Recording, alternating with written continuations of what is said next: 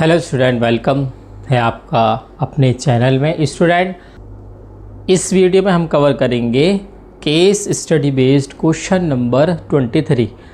22 questions हम पहले डाल चुके हैं, आप देख सकते हैं। तो स्टूडेंट, इस क्वेश्चन के अंदर देखते हैं कारपूलिंग इज़ द शेयरिंग वाला एक क्वेश्चन है। स्टूडेंट, पूरा क्वेश्चन मैं स्क्रीन पर लगा दूंगा, आप वहां से देख सकते हैं। क्वेश्चन काफ़ी लंबा है, इस वजह से नहीं लिखा।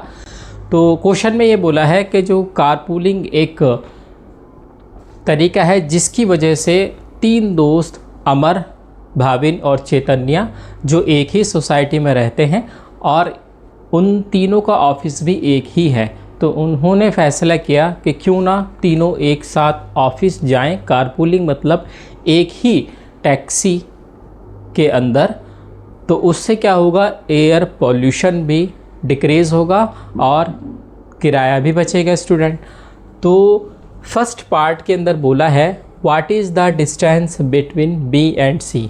बी एंड सी मतलब भाविन एंड चैतन्या के बीच की जो डिस्टेंस है वो कितनी है। यहाँ पे मैंने कोऑर्डिनेट्स लिखे हुए हैं स्टूडेंट। अमर के कोऑर्डिनेट्स 4,5 है जिसको ए से डिनोट किया है, भाविन को बी से डिनोट किया है जिसके कोऑर्डिनेट 6,2 है, चैतन्या को सी से डिनोट किया है 2,6 और ऑफिस को ओ से डिनोट किया है जिसके कोऑर्डिनेट्स हैं 0,0। ओके, इन तीनों को ऑफिस में जाना है। तीनों के पॉइंट्स ये हैं, ऑफिस की ये हैं। तो यहाँ पर फर्स्ट पॉइंट में हमने निकालना है कि डिस्टेंस बिटवीन बी एंड सी, यानी भाविन और चैतन्या जो सोसाइटी में रहते हैं उनकी बीच की जो डिस्टेंस है वो कितनी है। तो डिस्टेंस फॉर्मूला यहाँ पर हम लगाएंगे जो कि आप बहुत अच्छे से जानते हैं।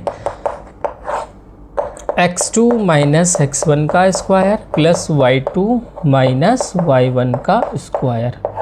ठीक है, यहाँ पर x2 x1 क्या है, y2 y1 क्या है।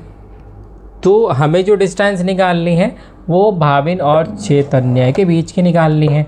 तो भाविन के कोऑर्डिनेट्स 6,2 और चैतन्या के कोऑर्डिनेट्स 2,6।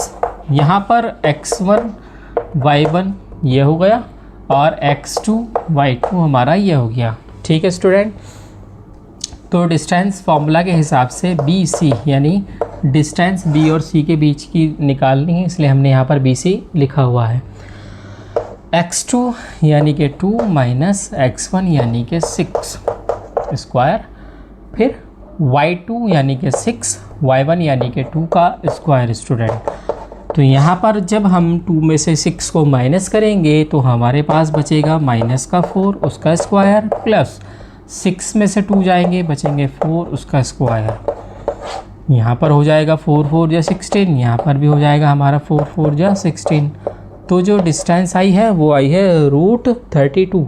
अगर हम इसका रूट निकालें तो जो डिस्टेंस आएगी वो आएगी 4√2 यूनिट्स।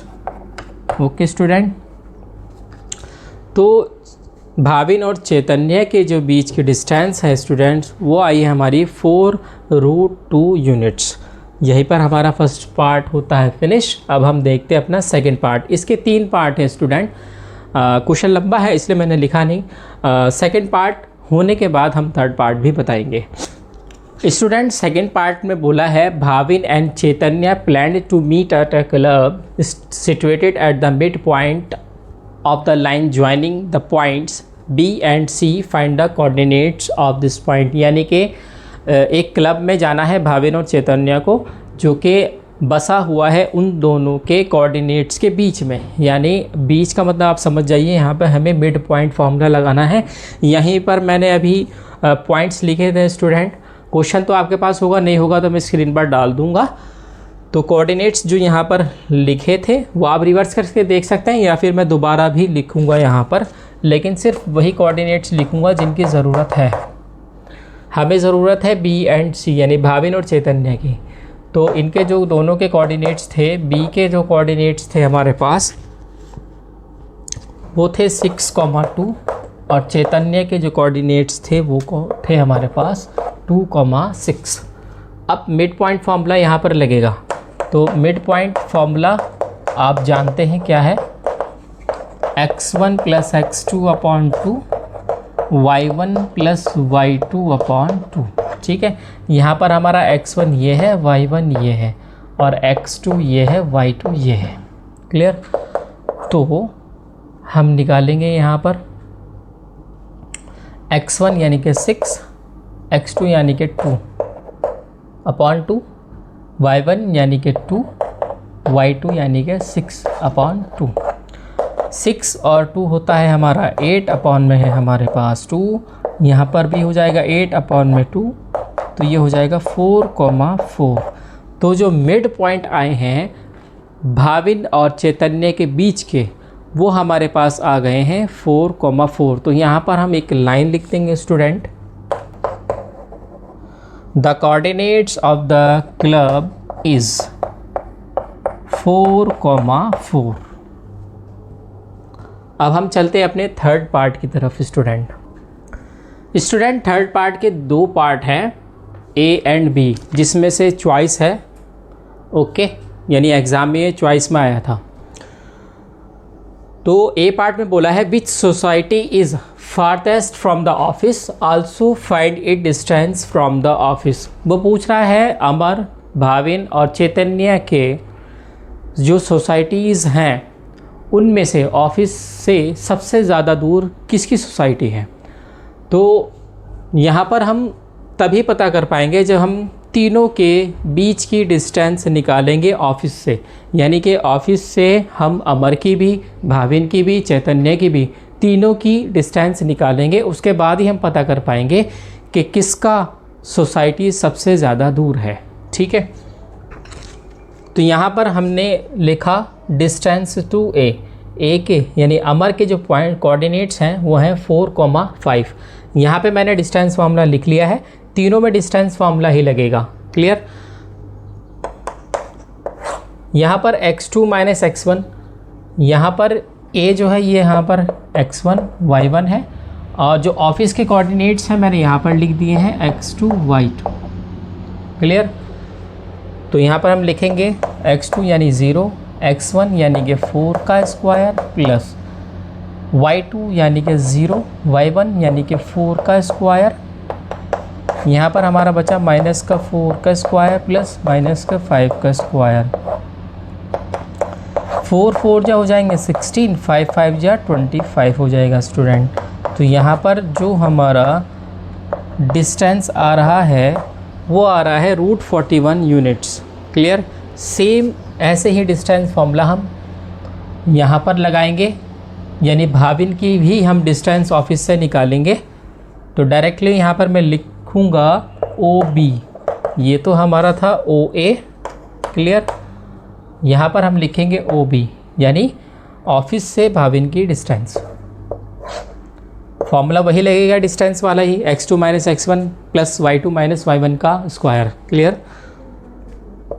यानी 0 माइनस 6 का स्क्वायर प्लस 0 माइनस 2 का स्क्वायर, क्योंकि अब यहाँ पर x1 6 है और y1 2 है, और x2 y2 हमारे वही रहेंगे। यहाँ पर हो जाएगा -6 का स्क्वायर प्लस -2 का स्क्वायर, तो ये हो जाएगा 36 प्लस 4। तो जो डिस्टेंस आई है वो आई है √40 units. Same as it is हम डिस्टेंस चैतन्य के भी निकालेंगे ऑफिस से। तो स्टूडेंट्स यहाँ पर हम लिखेंगे OC। ठीक है, तो x2 यानी 0, x1 यानी कि 2 का स्क्वायर, y2 यानी कि 0 माइनस y1 यानी कि 6 का स्क्वायर। तो -2 का स्क्वायर प्लस -6 का स्क्वायर, ये हो जाएगा हमारा 2 2 जा 4, 6 6 जा 36। तो ये हो जाएगा √40 यूनिट्स। तो आप देख सकते हैं यहाँ पर √40 है, यहाँ पर √40 है, लेकिन यहाँ पर √41 है। इसका मतलब अमर की जो डिस्टेंस है ऑफिस से वो सबसे ज़्यादा है। यहाँ पर हमने लिखा सिंस √41 इज़ लार्जर देन √40, जो कि है √40 से बड़ा है √41। तो वो किसका आया था? अमर की सोसाइटी का। तो अमर की society is the farthest from the office, यानी सबसे ज़्यादा दूर अमर की ही सोसाइटी है स्टूडेंट। यहाँ पर हमारा थर्ड पार्ट का ए पार्ट हुआ फिनिश। अब हम देखते हैं बी पार्ट।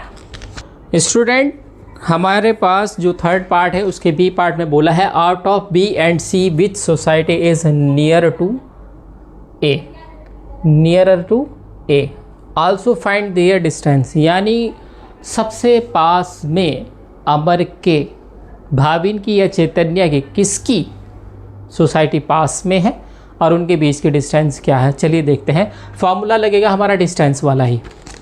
यहाँ पे मैं कोऑर्डिनेट्स लिख देता हूँ, अमर के भी, भाविन के भी और चैतन्य के भी। क्लियर। अमर के कोऑर्डिनेट्स है 4,5, भाविन के 6,2, चैतन्य के 2,6। डिस्टेंस फार्मूला आपको मैंने कई बार बता ही दिया है, फिर भी मैं एक बार लिख देता हूँ।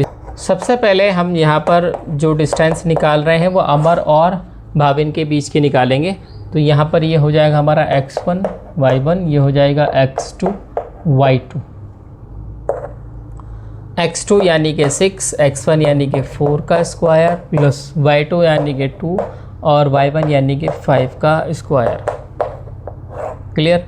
यहाँ पर हम जब सब्ट्रैक्ट करेंगे 6 में से 4 को तो हमारे पास आ जाएगा 2 उसका स्क्वायर प्लस 2 में से जब 5 जाएंगे बचेंगे -3 उसका स्क्वायर प्लस 2 2 जा 4 और 3 3 जा 9, तो यह हमारा आ जाएगा √13। यानी अमर और भाविन के जो बीच की डिस्टेंस है वो है √13। अब हम निकालेंगे अमर और चैतन्य के बीच की डिस्टेंस। सेम फॉर्मूला लगेगा, डिस्टेंस फॉर्मूला। क्लियर। तो यहाँ पर हमारा अब की बार ये हो जाएगा हमारा x2 y2, क्योंकि अमर के जो कोऑर्डिनेट्स हैं वो हमने x1 y1 मान रखे हैं। तो x2 यानी कि 2 -4 यानी कि जो x1 था और y2 यानी 6 -y1 यानी कि 5 का स्क्वायर। तो ये हमारा हो जाएगा -2 का स्क्वायर प्लस 6 में से जब 5 जाएंगे स्टूडेंट हो जाएगा 1। अब 2 2 जा 4 प्लस 1, तो यहाँ पर आ गया है √5। तो आप क्लियरली देख सकते हैं अमर और भाविन के बीच के डिस्टेंस 13 है रूट के, और चैतन्य और अमर के बीच की जो डिस्टेंस है वो है √5। तो आप यहाँ पे खुद देख सकते हैं कौन सी ज़्यादा है, तो √13 ज़्यादा है। इसका मतलब चैतन्य की जो सोसाइटी है वो अमर के ज़्यादा करीब है, क्योंकि इन दोनों के बीच का डिस्टेंस कम आया है। तो यहाँ पर हम एक लाइन लिख देंगे student, √5 less than √13, so Chaitanya society is nearest to Amar, यानी कि चैतन्य की सोसाइटी अमर के ज़्यादा करीब है। स्टूडेंट, इस वीडियो में हमने इस क्वेश्चन को कर लिया है कंप्लीट। अब हम आपको मिलते हैं अपनी नेक्स्ट वीडियो में नेक्स्ट क्वेश्चन के साथ। Thank you.